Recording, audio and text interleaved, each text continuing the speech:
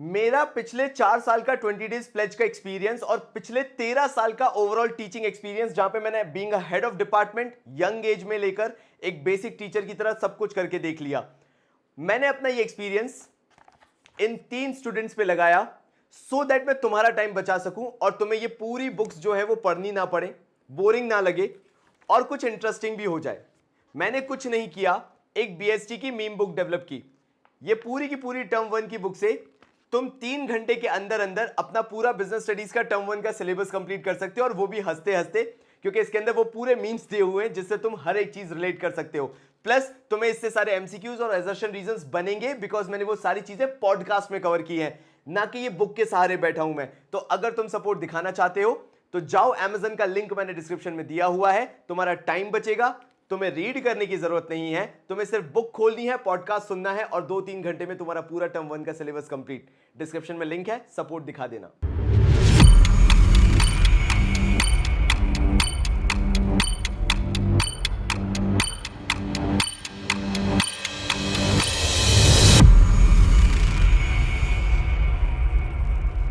तो नमस्कार मेरे भाइयों, बिजनेस एनवायरनमेंट में अगर तुम्हें कोई एक चीज ध्यान रखनी है तो वो है मोदी सरकार, मोदी सरकार, मोदी सरकार, और इसको कानून के दायरे से बिल्कुल बाहर निकाल देना है, तभी तुम्हें ये बिजनेस एनवायरनमेंट चैप्टर समझ में आएगा। और जैसा मैंने बोला था, अगर वर्ड्स को पिन पॉइंट करके याद कर लिया तो बिजनेस एनवायरनमेंट चैप्टर से तुम्हारा एक भी मार्क नहीं कट सकता है। 20 डेज प्लेज तुम्हें वही अचीव करवाना चाहता है, 40 आउट ऑफ 40 गारंटेड। शुरू करते हैं।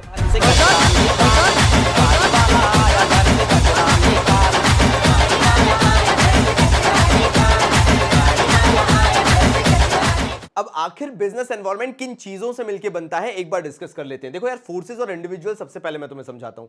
कोई भी अगर तुमसे बेसिक पूछता है, वैसे आएगा नहीं है, बट समझो ध्यान ध्यान से कि फोर्सेस का मतलब होता है the forces of demand supply prevailing in the market. Individuals की बात की जाए तो कस्टमर्स हो सकते हैं, सप्लायर्स हो सकते हैं, मे बी आपके कॉम्पिटिटर्स हो सकते हैं, तो वो इंडिविजुअल्स के अंदर आ जाते हैं। Then comes factors.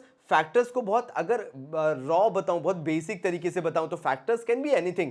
Situation in the country हो गया, या may be economic condition of the nation हो गया, ग्रोथ ऑफ जीडीपी हो गया। तो ऐसे बहुत सारे फैक्टर्स हैं जो कि काम कर सकते हैं। इंस्टीट्यूशन, गवर्नमेंट बॉडीज होती है, टैक्स अथॉरिटीज होती है, ये सारे इंस्टीट्यूशन के अंदर काउंट हो जाते हैं। ज्यादा डिटेल में याद मत रखो, बस एक जिस्ट याद होनी चाहिए जो मैंने बता दी है। मैं सबसे पहले फीचर्स के अंदर वो कंट्रोवर्सी को आंसर करना चाहता हूं जो कि महीनों से चली आ रही है और जो मैंने भी फेस की थी।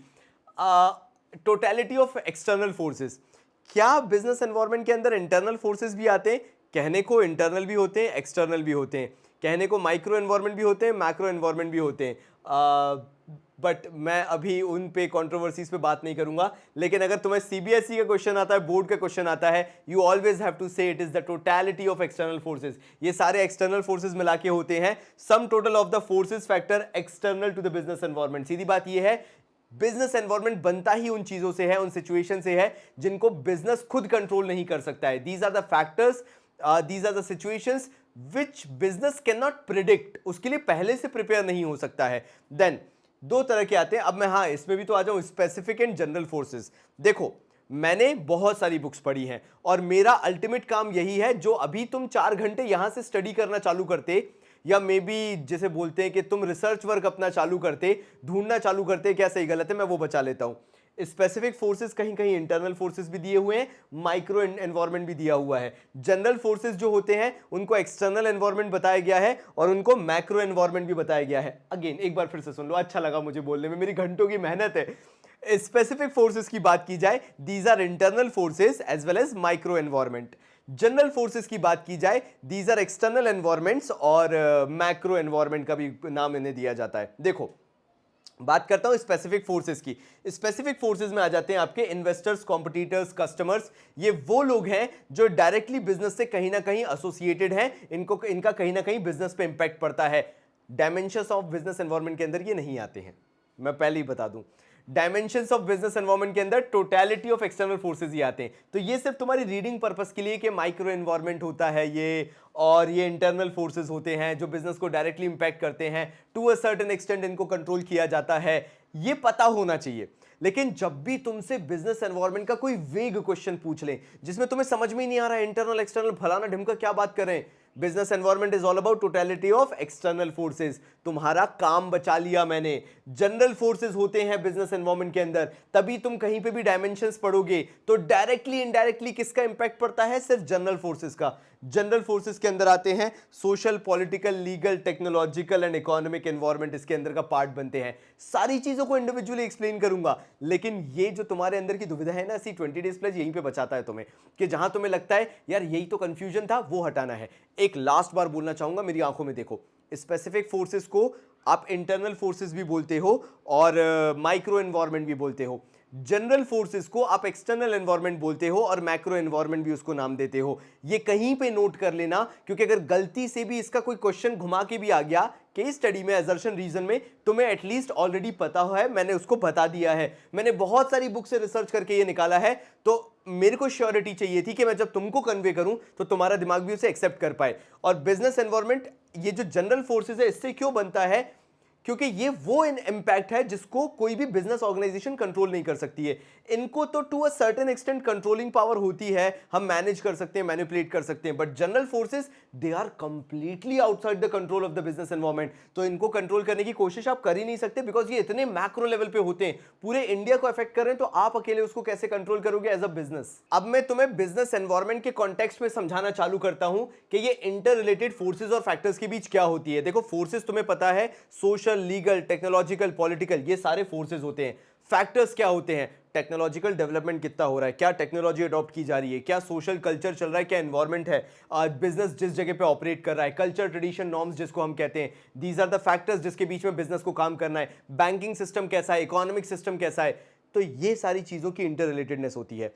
जिस लेवल की टेक्नोलॉजी यूज होती है उसका कल्चर से भी बहुत बड़ा लिंक हो जाता है, बिकॉज अगर उस टेक्नोलॉजी को वो कल्चर ही एक्सेप्ट नहीं करता है तो आप बिजनेस एनवायरनमेंट को प्रॉपर्ली स्टडी करने के बाद भी फेल होगे, because you are not understanding this kind of relation. So ये सारी चीजें इंटर रिलेटेड होती हैं। Yes, you are super advance in terms of technology, but if you are not understanding the culture, tradition of any business environment, you are going to fail in that factor. उस जगह पे तुम fail हो जाओगे।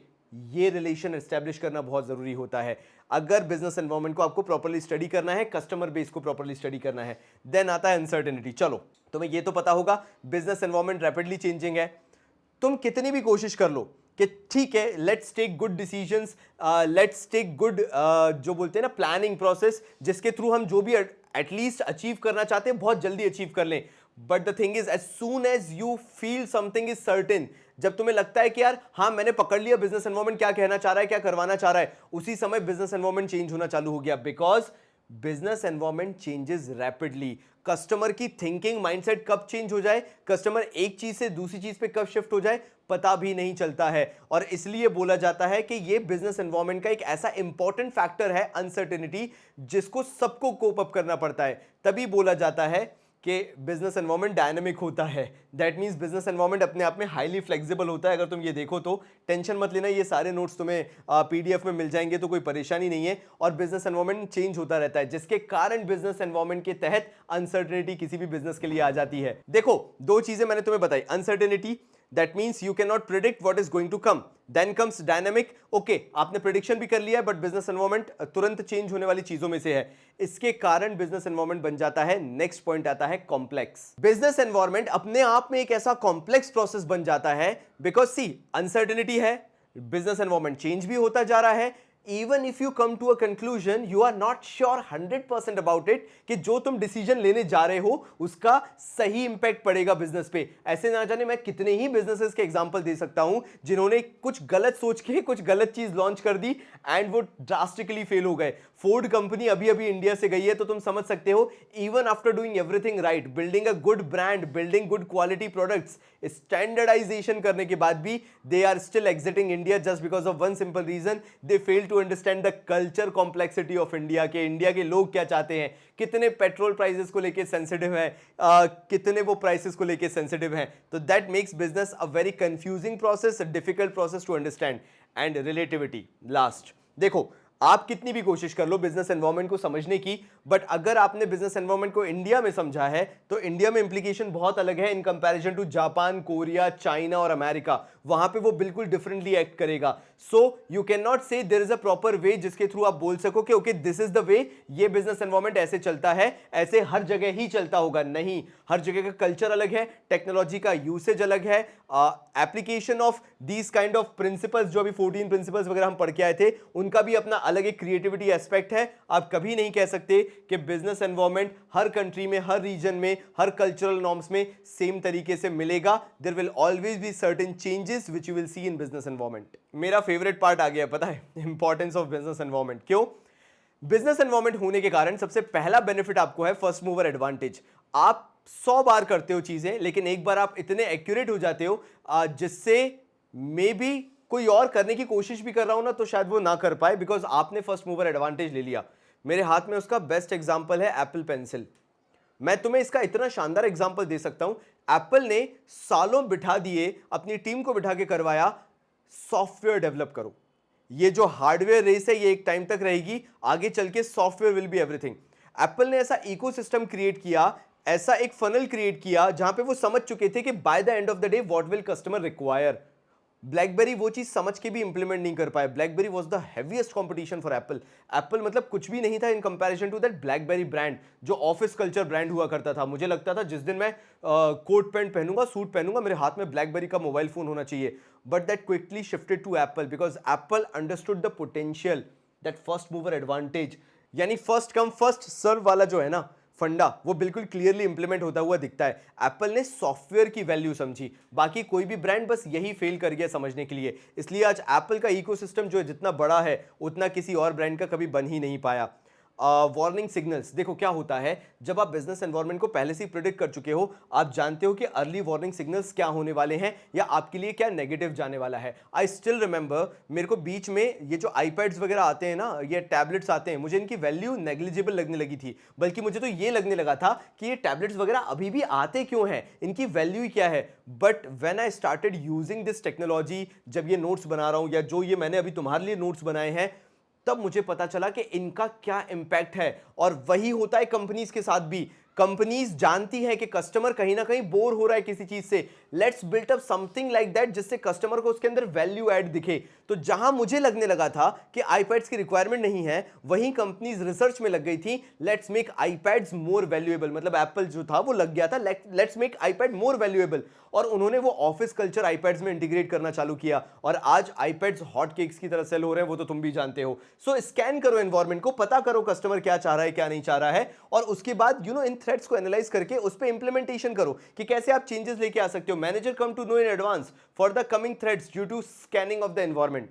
मतलब बैठ के समझो ना यार एनवायरनमेंट को, कि आखिर एनवायरनमेंट से आपको क्या समझने सोचने को मिल रहा है, और उसके अकॉर्डिंग एक्ट करना चालू करो। विजन एक अपने आप में बहुत बड़ी चीज होती है, helps in tapping resources. Once you have the vision in hand कि तुम्हें क्या करना है, क्या अचीव करना है बीइंग अ कंपनी, अगर बिजनेस एनवायरनमेंट को प्रॉपर्ली रीड करते हो तो आप रिसोर्सेज को बहुत इजीली टैप कर सकते हो, या collecting right type of resources. आपके लिए वो रिसोर्सेज को केटर करना, चाहे वो ह्यूमन रिसोर्स हो चाहे वो फिजिकल रिसोर्स हो, कंपैरेटिवली काफी आसान हो जाएगा। बेस्ट एग्जांपल XUV 700 जस्ट अभी लॉन्च हुई है, एंड देखो मिसकंसेप्शन कैसे फैलता है। XUV 700 ने प्लास्टिक का गेट, टेल गेट जो होता है ना, पीछे का जो गेट होता है गाड़ियों की डिग्गी, उसका गेट जो है वो उन्होंने फाइबर का यूज किया है। And all of a sudden rumours started spreading कि ये जो फाइबर का गेट है ये तो बड़ा वीक है, एक्सीडेंट में तो प्रॉब्लम हो जाएगी। एंड देन जब लोगों ने अपने आप को एजुकेट करना चालू किया, तो उन्हें समझ में आया, बाप रे, ये टेलगेट जो इन्होंने यूज किया है XUV 700 ने, ये जैगुआर, लैंड रोवर जैसी महंगी महंगी गाड़ियों में आता है because of design criteria. And ये जो स्टील यूज होता है उससे ज्यादा एक्सपेंसिव है और उससे ज्यादा ड्यूरेबल भी है, प्लस इसमें रस्टिंग वगैरह नहीं होती है। तो बड़ी बड़ी ब्रांड्स की जो कार्स बनती हैं वो ये फाइबर का टेलगेट यूज करती हैं। Collecting right type of resources. XUV 700 जब बन रही थी, महिंद्रा शुरुआत से जानता था कि इसका कहीं ना कहीं कॉन्ट्रडिक्शन आ सकता है, but because they were knowing कि उनका फोकस कहां है, कितना सही तरीके से है, क्या कर रहे हैं वो, उन्होंने कभी उस चीज में दोबारा नहीं सोचा, सेकंड थॉट नहीं लिया। वो जानते थे कि कॉस्टिंग बढ़ेगी, still they did it, because उन्हें मालूम था कि इंडिया है, नेगेटिव पब्लिसिटी भी हो सकती है, still they did it. And now people know कि वो फाइबर टेलगेट होता क्या है। आई होप तुम लोगों को नहीं पता हो तो मैंने बता दिया है। Now helps to adapt changes. Business environment में it becomes very easy for you to adapt the changes. Again मैं महिंद्रा की एक बात बताना चाहूंगा, till 2030 I think so, Mahindra is trying to have 50% of electric cars, ऐसा महिंद्रा ने बोला है।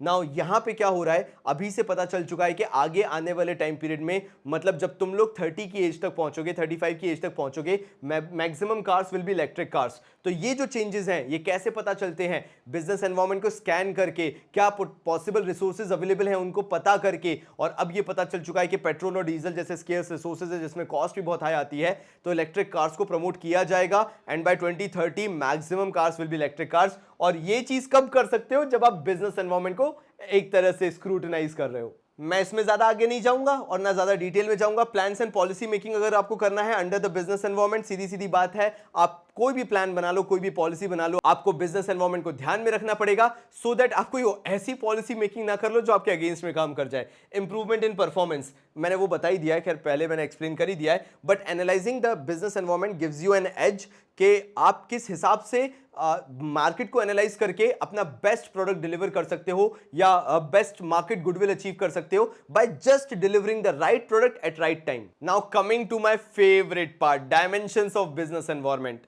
अगर तुम्हारे मैक्रो इकोनॉमिक्स से कोई भी टर्म उठ के आ जाए, जीडीपी, इन्फ्लेशन और क्या क्या था, export import, rate of interest, balance of payment, खुदा ना खास्ता अगर तुम भूल जाओ कि इकोनॉमिक एनवायरनमेंट क्या होता है, तो जो भी फाइनेंशियल इंपैक्ट पड़ता है या मॉनेटरी इंपैक्ट पड़ता है किसी भी बिजनेस एनवायरनमेंट के अंदर, वो इकोनॉमिक एनवायरनमेंट होता है। एंड मैं तो तुम्हें हिंट दे चुका ना, मैं बोल रहा हूं ना, मैं 10वां बुक पढ़ने के बाद तुम्हें ये सारी चीजें बोल रहा हूं, और यही बोलते ना एसेंस है 20 डेज प्लेज का, कि the moment you figure out okay there is something like macro economics का कोई वर्ड उठा के डाल दिया इन्होंने, पहला क्लिक होना चाहिए कि इकोनॉमिक एनवायरनमेंट के बारे में बात कर रहे हैं। Then come social environment, women empowerment, नारी शक्ति के बारे में यहां पे बात की जाती है। ट्रेडिशन हो गया, कल्चर हो गया, कस्टम्स हो गए, literacy, death rate, birth rate मैंने लिख के रखा है। अगर ये टर्म्स तुम्हें कहीं भी मिल जाए तो that is a part of social environment. Then comes political, one of the best example of political environment, Modi ji की तस्वीर जहां छपी हो, मोदी मोदी हो रहा हो, नमो नमो हो रहा हो, वहां समझ जाना कि भैया वो पॉलिटिकल एनवायरनमेंट है। Covishield, Covaxin, free vaccination to everyone, political environment Modi ji की है, नहीं तो चीफ मिनिस्टर की लगी हुई है फोटो। तो और हाँ हाँ हाँ वो भी तो था, क्या था यार वो अपना स्वच्छ भारत अभियान, स्वच्छ भारत अभियान, मोदी जी गमछा बांधे हुए हैं, तो भैया वो भी चीज क्या हुई, पॉलिटिकल एनवायरनमेंट। तुम्हें जहां पे कहीं पे भी पॉलिटिकल एजेंडा खिंचता हुआ दिख जाए, भले ही उसमें लीगल एस्पेक्ट इन्वॉल्व हो, अगर वहां पे पॉलिटिकल एजेंडा है, अगर तुम्हें लग रहा है कि वहां पे कोई पॉलिटिकल पार्टी अपना कोई पॉलिटिकल एजेंडा पुश कर रही है, that becomes a political environment. लेकिन आर्टिकल 370 जहां चाह के भी लीगल एजेंडे में आप पॉलिटिकल एजेंडा पुश नहीं कर सकते वरना कंट्रोवर्सी क्रिएट हो जाएगी, वहां पे लीगल एनवायरनमेंट आता है। यानी court judgement, legislations, administrative orders, supreme court ने कुछ बोल दिया, ये सब लीगल एनवायरनमेंट का पार्ट होता है। यहां पे कोई भी पॉलिटिकल पार्टी अपना एजेंडा पुश नहीं कर सकती है। प्लीज बस इतना सा डिफरेंशिएशन याद रख लेना, तुम्हारा एक भी एमसीक्यू या असर्शन रीजन गलत नहीं होगा, इवन केस स्टडी भी गलत नहीं होगी। And finally the technological environment की बात कर लेते हैं। जो भी इनोवेशन से रिलेटेड कुछ पूछ लें या इंप्रूवमेंट इन टेक्नोलॉजी से रिलेटेड कुछ पूछें, समझ जाना कि वो टेक्नोलॉजिकल एनवायरनमेंट है। एडवांसमेंट्स हो रहे हैं, bringing new equipments and machinery from rest of the world या from some other country, that becomes a part of technological environment. मेरे भाइयों, मेरा काम तुम्हें डराना नहीं है, ना मेरा काम है कि तुम्हें कंफ्यूज करना। मैं बस एक चीज चाहता हूं, तुम कम से कम पढ़ाई करके ज्यादा से ज्यादा स्कोर कर सको। ये पूरा वीडियो देखने के बाद I can guarantee you solve any MCQ book and तुमसे सारी चीजें बनेंगी। ये चैप्टर मैं यही ओवर कर रहा हूं बिजनेस एनवायरनमेंट का, इससे ज्यादा कुछ पढ़ाने के लिए है भी नहीं मेरे पास। मैं मिलूंगा तुमसे अगले वीडियो में, तब तक एंजॉय करो, ये नोट्स को एक बार दोबारा पढ़ के देखो एंड तुम्हारी 8 घंटे की पढ़ाई मैंने ये कुछ मिनटों में समराइज कर दी। तो तब तक के लिए बहुत सारा प्यार और धन्यवाद।